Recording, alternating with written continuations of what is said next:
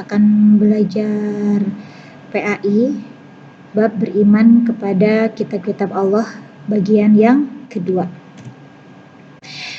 Dalam tujuan pembelajaran kali ini ada 4, yaitu kalian mampu menjelaskan perbedaan kitab-kitab Allah dengan suhuf, kemudian menjelaskan kedudukan dan fungsi kitab-kitab Allah, menjelaskan kitab-kitab Allah dan Rasul yang menerimanya. Kalau kemarin kan hanya macam-macamnya saja, nah sekarang itu berarti selain mengetahui macam-macamnya, kalian juga bisa menjelaskan isi kandungan dari kitab-kitab Allah sebelum Al-Quran dan Al-Quran itu sendiri. Kemudian yang terakhir menjelaskan keistimewaan Al-Quran. Baik, anak-anakku semuanya, ada kuis, silahkan kalian buka menti.com ya, kodenya akan dilihat, kemudian kalian jawab apa yang menjadi pertanyaan di dalam kuis ini. Baik, anak-anakku semuanya, silahkan kalian saksikan. Ini ada satu buah video, insya Allah bagus untuk dikritisi. Siapkan alat tulis kalian. Kalian catat apa saja yang menurut kalian poin-poin penting yang bisa dikritisi, ya. Saksikan.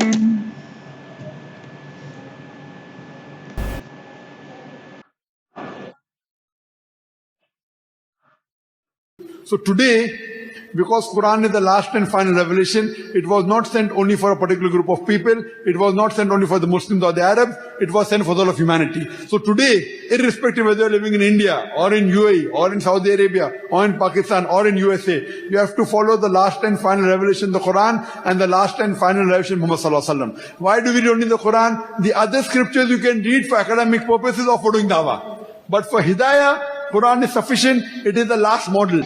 Oke, itu tadi tayangan-tayangannya ya.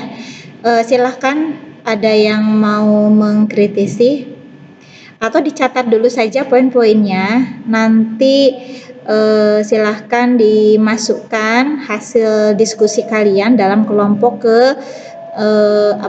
ke diskusi kalian. Nanti di dalam tema itu insya Allah nanti akan ada poin-poin yang dari video tadi ya. Oke, yang kedua, buka buku PAI kalian ya, memperkaya hazanah. Literasi yang ketiga yaitu Al-Quran dan kitab-kitab Allah Subhanahu wa Ta'ala lainnya. Iman kepada kitab Allah artinya meyakini sepenuh hati bahwa Allah telah menurunkan kitab kepada nabi atau rasul yang berisi wahyu yang disampaikan kepada seluruh umat manusia. Di dalam Al-Quran disebutkan bahwa ada 4 kitab Allah yang diturunkan kepada nabinya. Apa saja? Taurat kepada Nabi Musa, Zabur kepada Nabi Daud, Injil kepada Nabi Isa, dan Al-Quran kepada Nabi Muhammad. Dalilnya terdapat dalam Al-Quran surat Al-Maidah ayat 48. Kitab-kitab yang dimaksud pada ayat di atas adalah kitab yang berisi peraturan, ketentuan, perintah, dan larangan yang dijadikan pedoman bagi umat manusia. Kitab-kitab Allah Subhanahu wa Ta'ala tersebut diturunkan pada masa yang berlainan. Semua kitab tersebut berisi ajaran pokok yang sama, yaitu tauhid kepada Allah. Yang berbeda hanyalah dalam hal syariat yang disesuaikan dengan zaman dan keadaan umat pada waktu itu. Oke, tugas kali ini sebelum kalian berdiskusi, carilah ayat-ayat yang mendukung keberadaan kitab-kitab sebelum Al-Quran. Jelaskan pesan yang terkandung di dalamnya.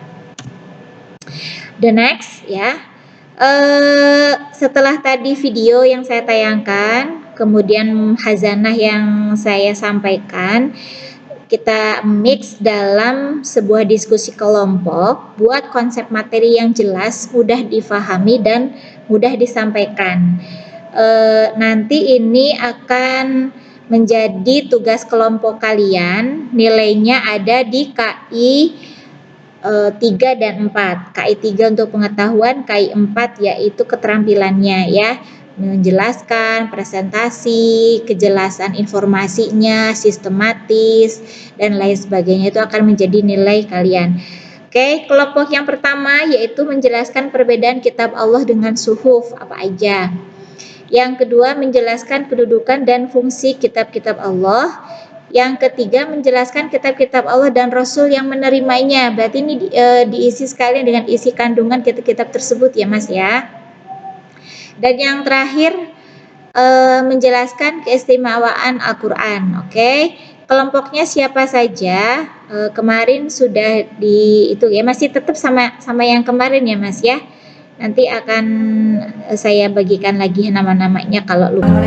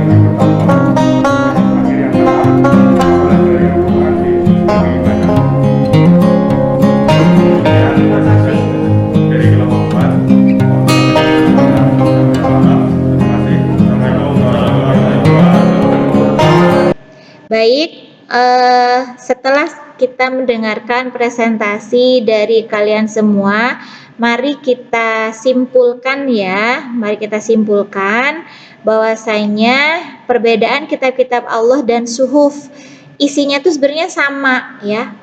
Sama-sama firman Allah, sama-sama wahyu Allah, sama-sama diturunkan kepada para nabinya, dan sama-sama dibuat sebagai petunjuk dan pedoman untuk menjalankan agamanya. Bedanya kalau kitab itu sudah berbentuk kitab ya, di Lauhil Mahfudnya itu sudah lengkap. Sedangkan kalau suhuf itu masih berupa lembaran-lembaran yang terpisah.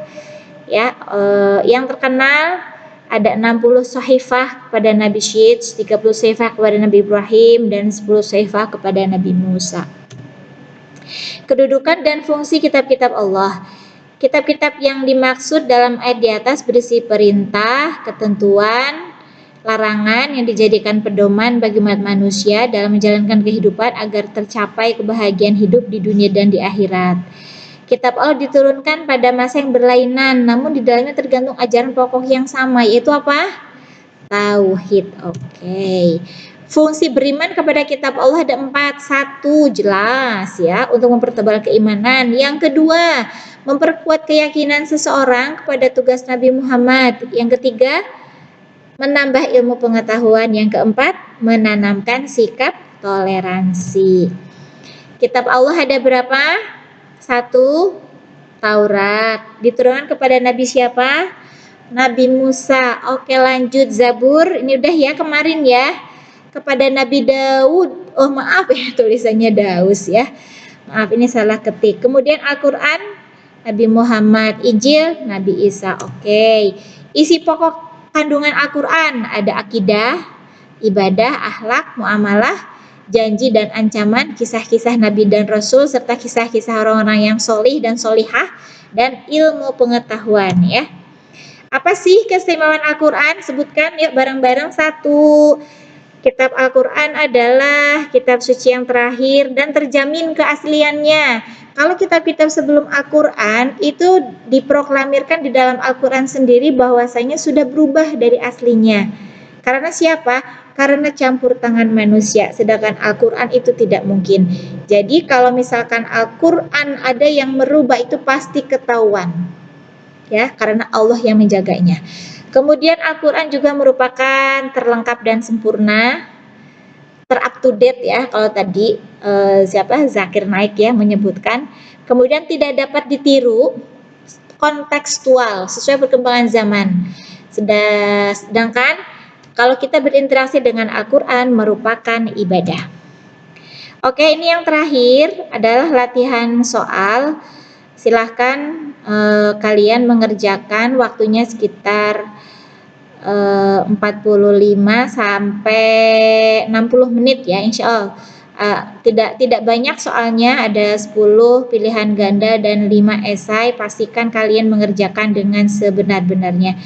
Baik, dari saya terima kasih yang sebesar-besarnya. Saya tunggu latihan soalnya dikerjakan, akan saya langsung koreksi hari ini ya. Hayarnah tatim bikirati hamdalah wa kafaratil majlis. Alhamdulillahirabbil alamin. Subhanakallahumma bihamdik asyhadu an la ilaha illa anta astaghfiruka wa atubu ilaik. Assalamualaikum warahmatullahi wabarakatuh.